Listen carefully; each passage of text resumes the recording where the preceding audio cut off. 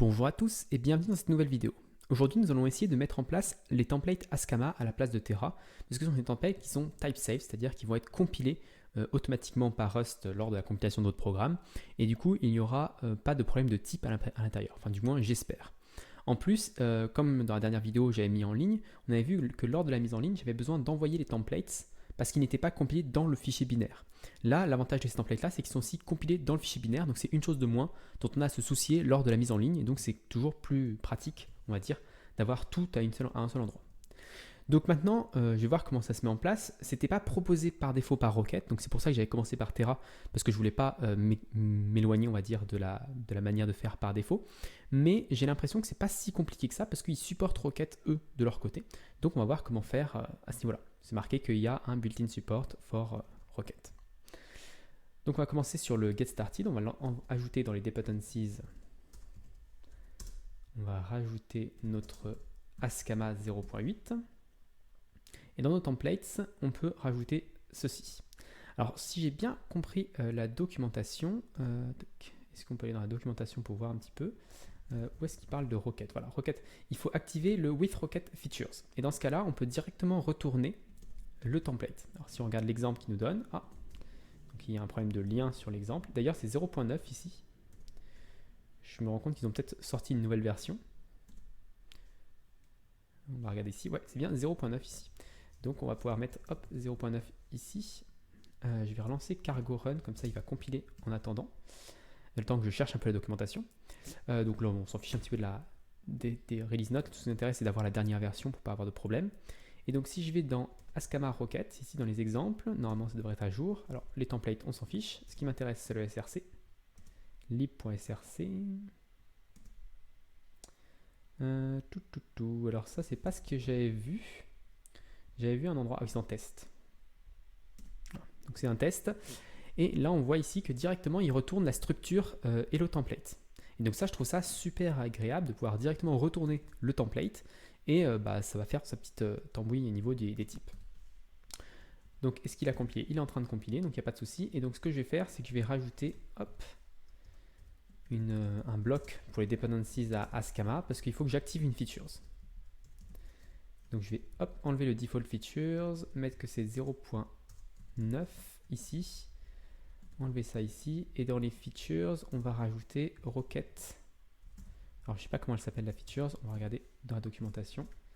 With Rocket. With Rocket. Ok, donc on va laisser finir de compiler, puis après on le recompilera pour rajouter cette features là qui n'a pas dû être compilée à ce moment-là. Ok, donc maintenant, on n'a plus qu'à créer notre template. Alors, est-ce qu'ils ont un exemple simple ou est-ce qu'on va prendre l'exemple qu'ils nous donnent? Je pense qu'on va quand même prendre l'exemple qu'on a nous, comme ça sera plus simple. Donc là, on a un template contexte.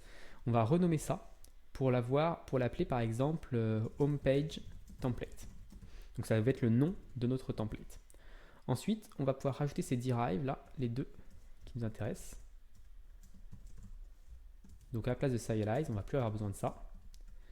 Qu'est-ce qu'on a besoin de non plus? Alors on va avoir besoin d'importer des choses. Donc on va faire un use ici. Ascama template. On a des features qui sont activées. Je ne sais pas si on va avoir besoin. Est-ce qu'on a besoin d'autre chose? Path hello.html. Donc ça on va rename en index.html. Et ici, on va appeler ça index.html. Et on aura des links et un flash message. Et ça devrait être bon. Donc on va recompiler ici, Ascama derive, et voir si ça compile. Et si ça compile pas, quel est notre souci? Alors il ne va pas compiler parce que déjà notre homepage template ici n'existe pas. Donc l'idée c'est qu'ici, à place de faire flash template, on va retourner un homepage template à cet endroit-là. Ici, on va créer un homepage template et on va directement le retourner sans faire de render. Je trouve ça vachement plus propre, en tout cas, que Terra. Au niveau de l'utilisation, si ça fonctionne comme ça, je trouve ça vachement plus propre. Ok, expected bool found std option. Ok, on va recompiler juste histoire d'avoir les dernières erreurs. Ok, derive template. Template reimported here. Alors là, effectivement, ok, donc ça, il faut que je l'enlève. J'ai pas besoin de ça. Donc connexion, redirect, form, j'ai besoin. Static file, j'ai besoin. Ça, j'ai besoin. Ok, donc tout ça, ça devrait être bon. J'ai pas besoin du serialize du coup, que je peux enlever. Est-ce que j'ai d'autres endroits où je dis serialize? Non, donc je pense que je peux enlever cert derive. Ça, j'ai plus besoin. Cert, c'est pour la compilation, enfin la serialisation en JSON. Donc peut-être même pouvoir enlever tout ça. Et on va voir après. Donc si on enlève un petit peu tout ça, ok, template fairings. Alors ça, je l'avais fait effectivement en template. Est-ce qu'ici, ils ont mis un fairing ou pas? Non, ils font juste un unwrap. Donc a priori, il n'y a plus besoin du fairings template. C'est géré automatiquement par... quoi d'autre? Expected bool et on a found une option. Derive template. Alors c'est bizarre comme erreur. No field 0 on type option i32 string. J'ai l'impression que ce qui lui pose problème, c'est mon option ici, mon flash message. Donc ce que je vais faire, c'est que je vais l'enlever pour le moment. On va simplifier un petit peu les choses et on va voir si ça compile sans ça. Option std string. Option std string. Donc là, on a un option std string qui est dans notre vec. Expected bool. Donc j'ai l'impression que c'est pendant la compilation qui pose problème. Expected bool. Ah, je sais pourquoi vient l'erreur. En fait, les erreurs sont pas très bien. Et donc, il va falloir travailler avec ça, même si j'espère qu'on aura... Peut-être qu'avec cette features-là... on l'a déjà, cette features. Ok. Donc, en fait, le problème, c'est que available à links unknown field. Donc là, il nous dit qu'il y a par exemple no field flash message. Ok. Donc, parce que pendant dans le template, on utilise flash message. Ici. Et donc là, c'est là qu'on voit la force de la compilation, entre guillemets, donc il va nous garantir que tout fonctionne bien. Donc en fait, là où je pensais que j'avais un souci au niveau de mon Rust, en fait, c'est juste un souci dans le template, parce que maintenant, c'est un template compilé. Et donc quand on fait un if flash message, il s'attend que flash message soit un booléen, alors que dans notre cas, nous, c'est pas un booléen. Donc on va retourner sur la documentation de Ascama, et on va voir un petit peu comment ça fonctionne au niveau des if, enfin au niveau des options, on va devoir gérer les deux cas. Voilà, donc ça c'est match itime, on va faire un match. Donc on va le mettre ici. Alors on va refaire l'indentation. Hop. Ok, donc là on a un match de notre flash message. When sum with, on s'en fiche. With val, alors là on va mettre with sum with flash with message. Dans ce cas-là, ça veut dire qu'on a quelque chose. Et when none, on doit avoir quelque chose d'autre. Donc en fait, c'est notre if qui va être un petit peu différent. Alors là, est-ce que je peux faire... Pour l'instant, on va faire simple. On va remettre un if à l'intérieur et puis après, on va voir si on peut utiliser du pattern matching, on va dire un petit peu plus évolué. Tac, donc ça, c'est bon. Donc là, ça va être pas flash message, ça va être message, tout simplement. Donc si on a un message, on vérifie que le point 0 est égal à link ID. OK. Et when none, eh ben, on n'affiche rien du tout s'il n'y a pas de when none. Donc je peux enlever ce if. Alors je ne sais pas si on a besoin d'avoir obligatoirement le default ou pas.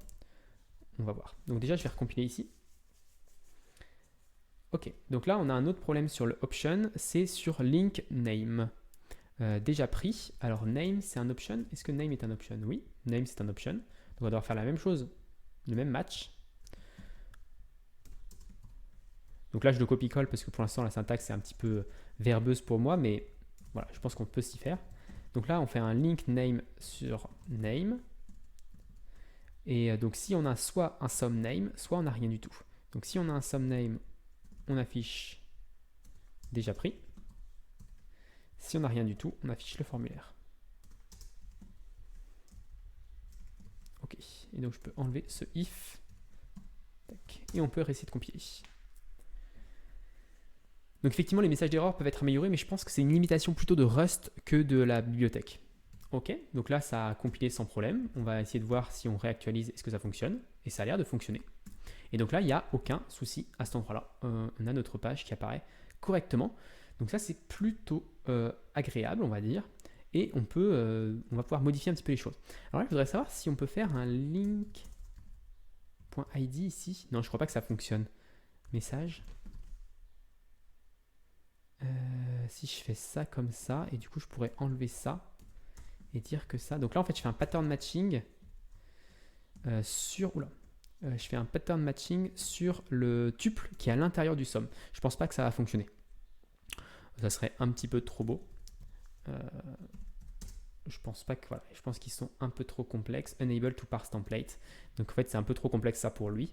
Même si je suis même pas sûr que ce soit possible avec en Rust en fait de faire ce genre de choses. Bon, c'est pas très grave. On peut remettre comme on avait avant. Est-ce que je peux pattern match par contre avec un link ID message? Est-ce que ça fonctionne? Je sais pas si ça fonctionne. Et du coup ici on pourrait utiliser link ID et ici message. Parce que ce serait un petit peu plus propre. Non, on va pas pouvoir implémenter, on va pas pouvoir faire ça comme ça. Donc on est obligé de le faire, on va dire, de manière un petit peu simple. Mais bon, ce n'est pas très grave. On recompile ici, normalement ça devrait fonctionner. En tout cas ça a l'air, on n'a pas d'erreur directe. Ok, et donc maintenant si je change par exemple link par URL et que je recompile, on a un unknown field. No field link on type link. Donc on a une erreur ici. Alors on n'a pas la position exacte dans le template, etc. Ça c'est le genre de choses qui arriveront je pense lorsque Rust va maturer. Mais du coup au moins ici on sait qu'il y a un problème et on va pouvoir trouver, on sait déjà dans quel template c'est. Parce qu'on sait que c'est dans le template. Alors est-ce qu'on sait dans quel template c'est? Il ne nous donne pas le nom du template, mais il nous dit la ligne, que c'est ligne 14 de main. Donc on peut regarder ligne 14 de main, qui est du coup ce template là, donc c'est homepage template. Donc on sait qu'on doit aller dans index.html et on peut trouver. Mais généralement de toute façon c'est des erreurs qui ne vont pas arriver directement. Donc là ça veut dire que je peux renommer mon link.link. Si je le fais comme ça, hop, je le renomme en URL. Et normalement si je recompile maintenant, ça a l'air d'être bon, sauf qu'il faut que je rechange ici. Dans le ici, je change pour mettre URL ici et ça devrait être bon. Donc là ça compile bien, donc ça a l'air d'être bon. Donc là on voit que si je veux renommer un attribut, bah, j'ai la garantie que même dans mon template l'attribut va être correct et sera bon. Et on peut même faire la même chose avec les types. Donc par exemple si ici je me trompe et je fais message 1 et message 0, je me trompe de type. Dans notre cas, à nous, ça c'est message 1, c'est une chaîne de caractères, alors que link ID c'est un chiffre, donc je pense que ça va pas compiler. Non, là voilà, ça compile pas, il me dit qu'on peut pas comparer une string avec un int32. Donc on a vraiment une compilation qui va nous aider, on va dire, quand le projet va devenir, enfin si on a un projet un peu plus gros, parce que là pour ce projet-là, effectivement il n'y a pas beaucoup d'intérêt, mais si le projet devient un peu plus gros, ou si on a des projets plus gros avec Rocket, on sait qu'on peut faire ce genre de choses, et c'est vraiment pour des gros projets, moi j'ai des gros projets en Laravel, c'est le genre de choses où dans Blade, quand on veut renommer un attribut, ou supprimer simplement une fonction ou un attribut qui est un attribut calculé par exemple en Laravel, et bah si on veut supprimer ça, et bah tout de suite on se retrouve à chercher partout dans les templates, dans Blade, est-ce qu'on n'a pas utilisé cet attribut quelque part, dans un endroit un petit peu caché. C'est toujours compliqué et du coup on évite de le faire et notre code devient moins agréable à utiliser parce que bah, on garde des choses comme ça parce qu'on a peur de les supprimer. Donc c'est vraiment quelque chose qui est vraiment un avantage énorme de pouvoir typer ces templates, je trouve. Je vais revenir en arrière sur le link URL ou pas, je sais pas. Non, je vais laisser comme ça pour l'instant link URL. Il faudra qu'on change aussi dans la base de données. Mais vu dans la prochaine vidéo, on va faire la même chose, mais avec Diesel à la place d'utiliser SQLite.